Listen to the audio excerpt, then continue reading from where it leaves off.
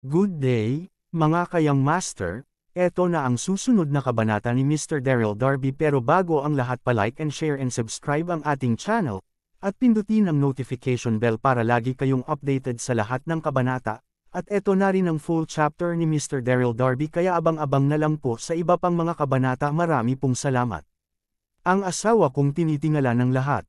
Kabanata 2831, nahulog, at ang daan-daang mga opisyal ng sibil at militar sa likuran niya at ang natitirang Imperial Forest Army ay parang dumi at lumikas sa kahihiyan.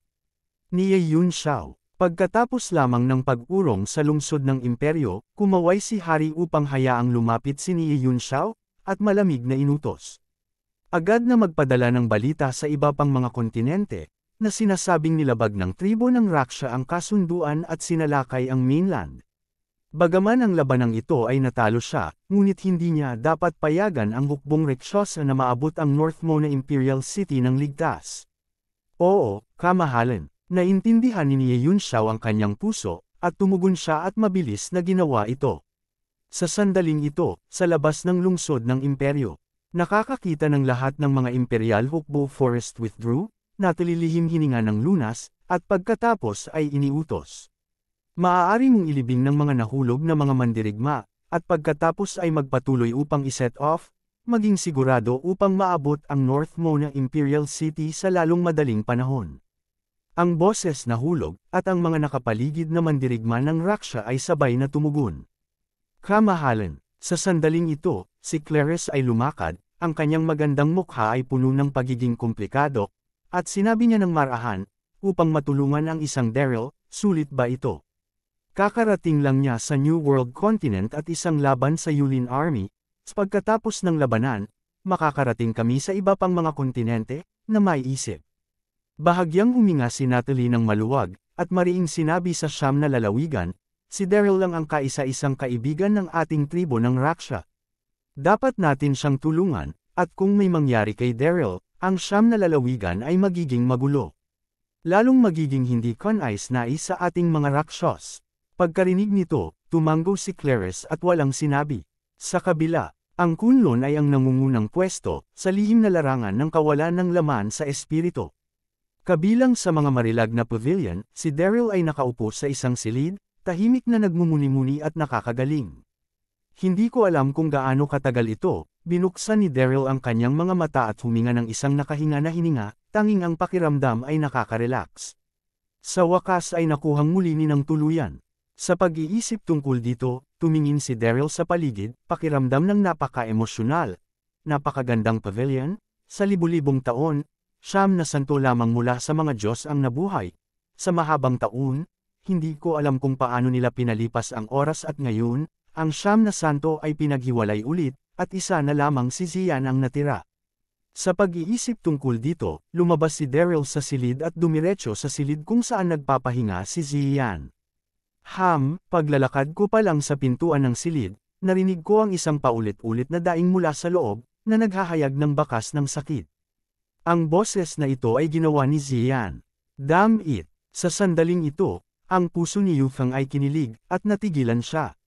Ano ang ginagawa ni Xian sa silid bulong sa kanyang puso? Walang oras si Daryl na mag-isip, at marahang binuksan ang pinto, sumisidsit nang makita ang eksena sa silid, hindi mapigilan ni Daryl na huminga, at tuluyan siyang natigilan. Nakita ko yun sa mabangong at matikas na silid, si Xian ay pumulupot sa kanyang malambot na katawan, ang kanyang katawan ay patuloy na nanginginig, ang kanyang magandang mukha ay mukhang sobrang pamumutla, at ang kanyang ekspresyon ay masakit. Malinaw na, ang ritmo ng pagkalason sa oras na ito. Ikaw pagkakita kay Daryl na papasok na hindi inanyayahan, si Xian ay nahihiya at nagalit, at marahan na nag-chase. Sino ang nagpasok sa iyo? Lumabas ka na ngayon. Mahina ang boses, ngunit walang duda tungkol dito. Bilang isang siyam na araw na santo, sobrang mayabang si Xian. Kahit na si Daryl ay sikat sa mainland, sa paningin niya, isa lamang siyang ordinaryong master. Pakiramdam ang galit ni Xian, si Daryl ay walang magawa. Gayunpaman, hindi kaagad umalis si Daryl, ngunit hindi mapigil ang itanong. Ano ang nangyayari sa iyo? Hindi ka rin malason ni Jack na iyon kinagat ni Xian ang labi niya nang hindi tumugon. Tama ang paghula ni Daryl, si Zian talaga ang nalasan ni Jack. Sa pagsasalita tungkol dito, si Zian, bilang isang siyam na araw na santo, ay gumamit ng kanyang lakas upang makitungo ng madali kay Jack. Gayunpaman, bago at iba pang mga santo, upang makalabas sa hirap, natapos ang kasanayan. Nang nakikipaglaban kay Jack pagkatapos, ganap na hindi niya inaasahan na ininom ni Jack ang espesyal na tableta ni Pluto. Masasabing lubos na minamaliit ni Zian ang kalaban, kaya't nilason siya ni Jack. Kabanata 2832. Gayunpaman, si Zian, bilang isang siyam na araw na santo, isinasaalang-alang ang kanyang sarili patayo at hindi balak sabihin kay Daryl tungkol dito. Naisip niya na makakawala siya ng lason sa pamamagitan ng paggaling mula sa kanyang kasanayan, ngunit dahil sa kanyang espesyal na pangangatawan, may nangyari. Ikaw ay dapat hindi pumunta, lumabas ka nakakakita Daryl nakatayo pa rin, si Zian ay isang maliit na nababalisa. Kahit na ako ay poison, hindi mo maaaring makatulong sa akin gamit na, Zian glanced sa labas at muttered sa sarili said. Maganda kung ang lahat ay hindi pinaghiwalay, walang kapantay, tiyak na tutulungan niya akong pinuhin ang gininto ang core at mapupuksa ang lason ng sinabi niya ito, mukhang malungkot si Zian. Ang Jadeling sa kanyang bibig ay isa rin sa Nine Heaven Saints, na may husay sa medisina at alchemy. Jindan narinig ito, ang mga mata ni Daryl ay kumislap, at sinabi niya, mayroon din akong kaunting pamamaraan sa alchemy. Hindi ko alam kung ang gininto ang core na iyong pinag-uusapan, maaari bang mayroong detalyadong mga race eta mukhang seryoso si Daryl nang sinabi niya ito. Bagaman hindi alam ni Daryl kung paano pinuhin ang gintong tableta, hanggat mayroong race eta ng tableta, hindi ito naging problema kahit papaano, sapagkat sa espiritual na kagubatang lihim na ito, mayroong mga kakaibang bulaklak at halaman saan man, at lahat, ang mga materyales para sa pagpipino ng pil ay magagamit. Ano alchemy pills ka ba natigilan si Zian, napatingin pataas at pababa kay Daryl, at hindi mapigil ang chuckle. Mayabang ka talaga. Alam mo ba kung ano si Jindan iyon ay isang bagay na tanging ang Diyos ng realm ang maaaring magkaroon. Wala sa mainland sa lahat, kahit na maaari mong pinuhin ang alchemy, imposibleng pinuhin ito. Sa mga salita, dahan-dahan na mapanghamak. Pakiramdam ang paghamak kay Zian, wala namang pakialam si Daryl, at ngumiti. Paano mo malalaman kung hindi mo susubukan? Nais mo bang magpatuloy na maghirap ng ganito okay? Nag-atubili si Zian at tumango sa tabi ng silid ni Yuling, mayroong race eta para kay Jindan. Kung nais mong subukan ito, pumunta ka. Sa pamamagitan nito napangisi si Zian at umupo ng dahan-dahan. Magpatuloy ako upang subukang mag-detoxify, huwag mo akong istorbohin. Sa puso ni Zian, kahit na mayroong race eta at materyales, hindi siya naniniwala na matagumpay na mapapino ni Daryl ang gintong core. Hindi nagsalita si Daryl, binuksan ang pinto at lumabas. Nang makarating siya sa susunod na silid, nakita niya na ang istant sa pader ay puno ng mga race eta ng iba't ibang tableta. Hinanap ito ni Daryl at mabilis na natagpuan ang race eta ng gintong tableta. Damn it! Matapos basahin ang race eta ng tableta, lihim na nagulat si Daryl sa kanyang puso. Ang bagay na God Realm na ito ay talagang mas malalim kaysa kay Jiusho. Ito ay isang ginintoang tableta lamang, at kailangan itong mapugnan ng ibang sunog. Gayunpaman, nagkataon na nagkaroon siya ng malamig na apoy ng bayliyan, at siya pa rin ang numero 1 kakaibang sunog sa buong mundo. Sa pag-iisip tungkol dito, nagpakita si Daryl ng kaunting ngiti, nakita ang pagan ng Pildores sa silid, at pagkatapos ay lumabas upang tipunin ang mga materyales. Matapos ang lahat ay nagsimula na siyang magpino. Huo! Sa sandaling ito, narinig ni Zian sa susunod na silid ang paggalaw, nanginginig ang kanyang katawan at lihim siyang nabigla. Ang Daryl na ito ay talagang nagsimulang magpino paanong nangyari ta. Alam mo, si Jindan ay hindi maihahambing sa mga nasa mainland. Sa pag-iisip tungkol dito, ipinikit ulit ni Zian ang kanyang mga mata at nagpatuloy na subukang alisin ang lason sa kanyang katawan. Hanggang sa oras na ito, hindi pa rin naniniwala si Zian na magtatagumpay si Daryl. Bang! Pagkalipas ng 10 minuto, sinamahan ng isang paghinga ng panginginig ng boses, ang ginintoang core ay matagumpay na napino. Nagpakita ng ngiti si Daryl at inilabas ang gintong core mula sa pagan. Pagkatapos ay mabilis na pumasok sa silid ni Zian.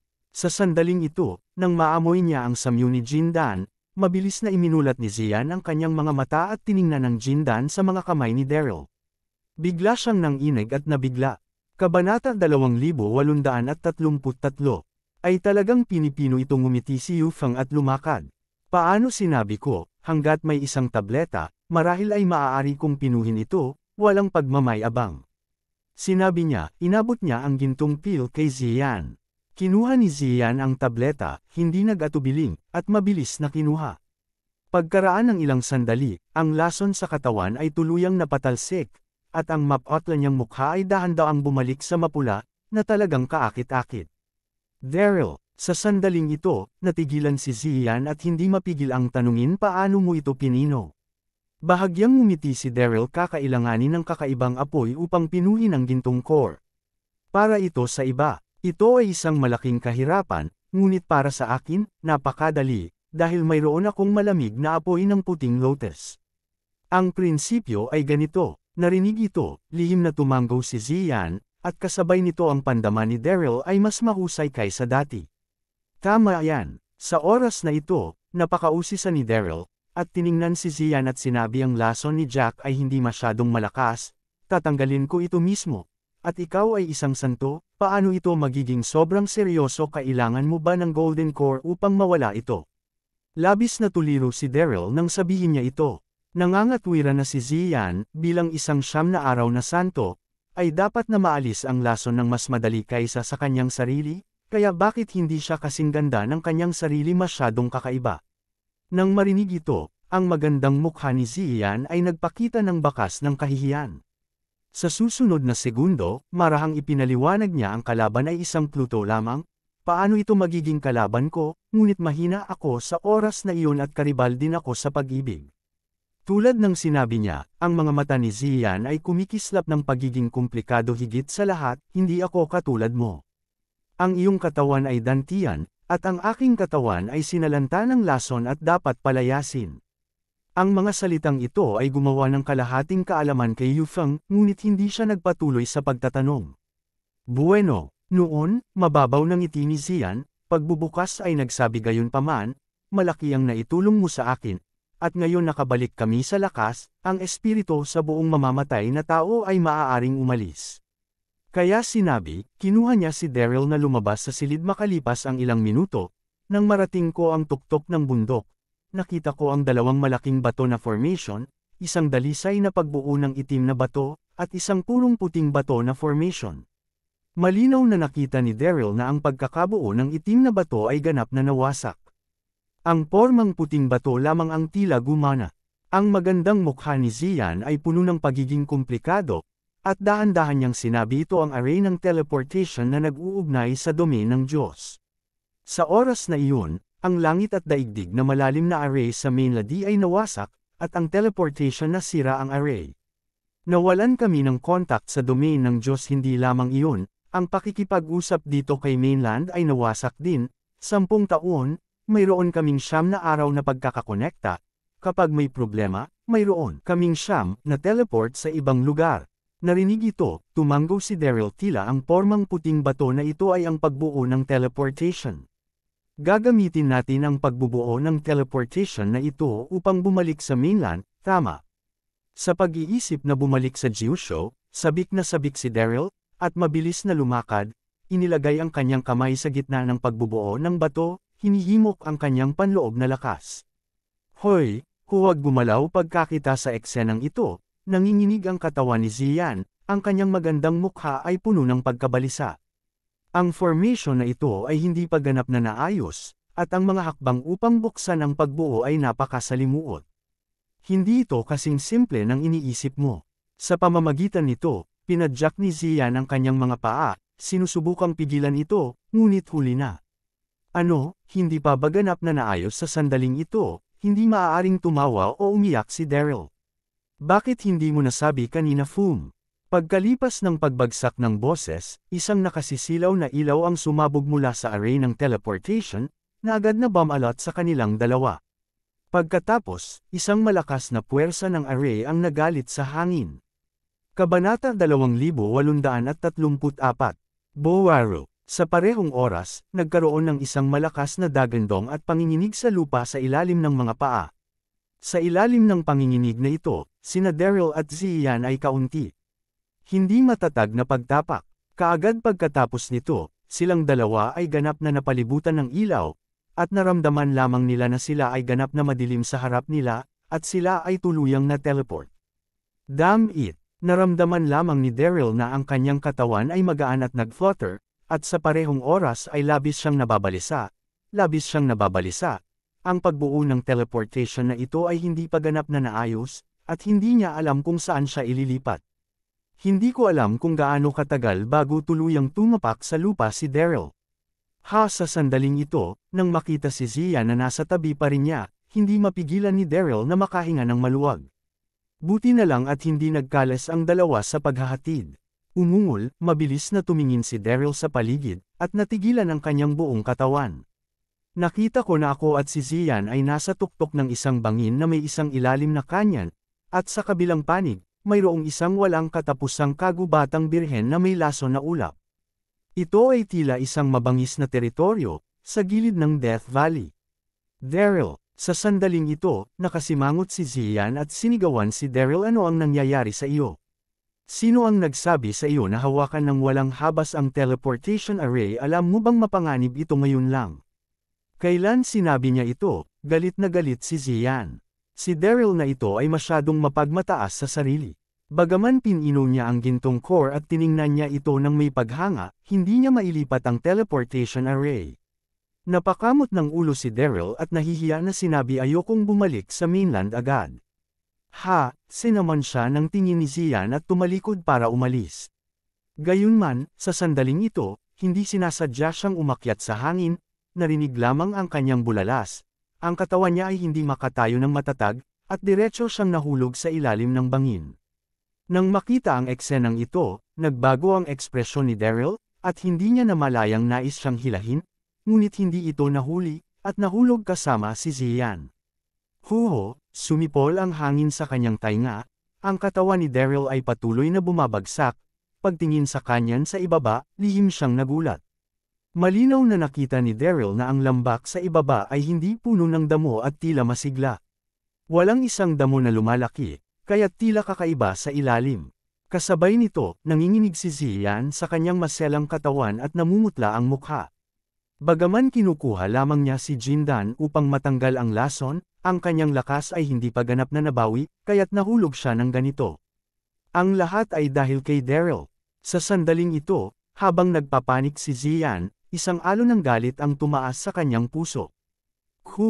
Hindi pa para kay Daryl na ilipat ang teleportation array, hindi siya maililipat sa lugar na ito, pabayaan na mahulog sa isang bangin.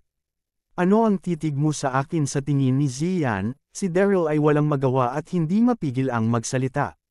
Sa susunod na segundo, napansin ni Daryl na ang estado ni Ziyan sa oras na ito ay napakamahina, at alam niya kaagad na sinisi niya ang sarili sa kanyang puso dahil sa takot. Kalimutan nito, ang lahat ay sanhi ng sarili kong pagkakamali, kaya't hindi ko siya masaktan. Sa pag-iisip tungkol dito, huminga ng malalim si Daryl, inunat ang kanyang mga kamay, hinawakan si Ziyan, at niyakap ito ng mahigpit sa kanyang mga braso. Pinag-isipan ito ni Daryl, at nang mahulog siya, tinulungan niya siyang makatiis ng ilang pagkabigla ng pagkahulog. Ikaw, biglang napahawak sa mga braso ni Daryl, agad na namula ang magandang mukha ni Ziyan, at lalo pang nahiya ang kanyang puso. Bilang isang masigasig na siyam na araw na santo, lubos na banal, ano ang pakiramdam na hawakan ng isang lalaki sa ngayon? Sa hiya at galit, si Ziyan ay malapit ng makalaya, ngunit sa oras na ito mabilis siyang nahuhulog, at mahina ang kanyang estado, hindi niya nagawang makalaya. Ding-ding-ding, sa wakas, nakarating ang dalawa sa kanyan, at sa sandaling dumampi ang kanilang mga paa sa lupa, dali-daling hinimok ni Daryl ang kanyang panloob na puwersa na pabagalin ang lakas ng pagbagsak, ngunit ganoon pa man, ang malakas na pagkawalang galaw ay nagpasabog at nag-atres si Daryl at umatras ng higit sa 100 mga hakbang puff. Kabanata 2835. Sa pagtatapos ng likod ni Daryl ay tumama sa pader ng bundok at tumigil siya, at si Daryl ay nahulog sa lupa kasama si Zian dahil sa kanyang hindi matatag na pagtayo. Nagkataon, nahulog si Daryl sa katawan ni Zian. Sobrang bango, sa sandaling ito, naamoy ni Daryl ang isang samyu na dumadaloy sa kanyang mukha, at nang maramdaman niya, ang lambingan ni Zian, natigilan ang kanyang buong katawan at ang buo ng kanyang isipan. Ikaw, bumangon ka. Lalong nahiya si Zian, kinagat ang labi, at hindi mapigil ang sumigaw. Iyon nang marinig ang pagagalitan, nagreaksyon si Daryl at mabilis na tumayo ng mabilis, napakamot ng ulo at nagpapaliwanag. Saint Zian, huwag kang magkamali, hindi kita kukunin na magsinungaling sa iyo. Pagtingin ko sa iyong lakas ganap na mabawi, pagbaril ka at pagbagsak sinabi ito. Si Daryl ay may taos-pusong ekspresyon, ngunit ang mga mata niya ay laging nakatingin kay Zian. Kailangan kong sabihin na ang Zian na ito ay karapat-dapat sa Nine Heaven Saints, hindi mahalaga ang kanyang figure o hitsura siya ang pinakamahusay sa mga pinakamahusay, lalo na ang kanyang pambihirang pag-uugali, natatakot ako na ang sinumang tao ay mahihirapan na pigilan ang sarili. Nabigla, si Zian ay may apoy sa kanyang puso. Nakikita ang tingin ni Daryl sa oras na ito, hindi niya mapigilan, halos maputok ang kanyang mga mata, at pagkatapos ay hinampos niya ito ng walang babala. Ang sampal na ito ay direktang sinampal si Daryl. Kinusot ni Daryl ang kanyang mukha, sa sobrang lungkot. Ang init ng ulo ng Nine Heaven Saints ay masyadong malaki, hindi niya sinasadya, at pinino niya ang alchemy pill upang matulungan ka. Kung hindi ka salamat, masyadong hindi makatuwiran upang talunin ang iba. Daryl, ako ang Nine Heaven Saint, kailangan mo ba ng tulong mo hindi mo huwag mo akong hawakan, magiging maayos ako. Malamig na sinabi ni Zian, ang mga mata ay kumikislap ng galit. Nang bumagsak ang boses, tumingin si Zian sa paligid at nagpatuloy ngayon ay bumalik ka na sa siyam na lalawigan, daan na tayo. Sa pagsasalita nito, si Daryl ay napakalakas at tipino ang gintong core. Sa tulong niya, siya dapat ay napakahusay. Makakahanap ako ng madaling panahon sa ibang mga santo, ngunit pagkatapos ng kung ano ang nangyari ngayon lang, paano tayo magpapatuloy na manatili magkasama? Nararamdaman ang kawalang malasakit ni Zian, napakamot sa ulo si Daryl, walang magawa. Kaya nga, paglipas ng ilang segundo, huminga ng maluwag si Daryl, ngumiti at tumingin kay Zian at sinabi, bago mo ako tulungan sa panganib, tinulungan kita na pinuhin ang gintong core.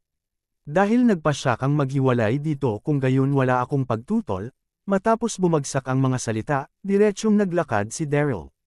Ang bangi na ito ay madilim, walang damo na lumalaki, napakakaiba, hindi ito isang lugar upang manatili ng mahabang panahon, mas mahusay na umalis sa lalong madaling panahon. Hindi nagsalita si Zian, kinagat ang labi, sumunod sa likuran, at sabay na sinusunod ang nakapaligid na kapaligiran. Sa di kalayuan, may narinig akong kakaibang tunog sa fog sa unahan. Narinig ang tunog na ito, biglang naging alerto si Daryl, at kasabay nito ay may pamilyar na pakiramdam. Ang lugar na ito ay matatagpuan sa gilid ng Death Valley. Maaari bang nang sumimangot lamang si Daryl lihim, nakita niya ang isang malaking figure. Ang lumitaw sa paningin. Ito ay isang malaking itim na buhangin sawa. Ang itim na buhangin ay eksaktong mabangis na hayop sa Death Valley. Pamilyar siya sa itim na buhangin pagkatapos na nasa Death Valley sa loob ng 3 taon. Gayunpaman, ang itim na buhangin na sawa sa harap ko ay mas malaki kaysa sa nakita ko dati, at kahit na ang tungkol, sa pagbabagong anyo sa pagiging isang dragon na nakita ko dati, at malinaw na nakikita ni Daryl na ang itim na buhangin na ito ay napuno, may alon at masamang hangin. Hindi lamang iyon, ngunit ang mga mata ay madilim na pula, napakasama. Nang makita ang eksenang ito, lihim na nagulat si Daryl, bakit napakasama ng itim na buhangin na ito. Ang mga masasamang espiritu ay lason sa sandaling ito, nakasimangot din si Zian, nanginginig ang kanyang mesla na katawan, at hindi niya mapigil ang bulalas. Bilang isang siyam na araw na santo, masasabi ni Zian sa isang tingin na ang itim na buhangin na sawa sa harap niya ay nalason ng masasamang espiritu. Ang mga masasamang espiritu ay lason lamang na ginamit ni Jade sa pakikitungo sa lahat dati, ang mundo lamang ng aswang ang mayroon nito, at ito ay labis na mapanira. Ano, narinig ito, natigilan si Daryl at pagkatapos ay natuklasan na ang masasamang aura sa itim na buhangin na sawa na ito ay katulad ni Jack,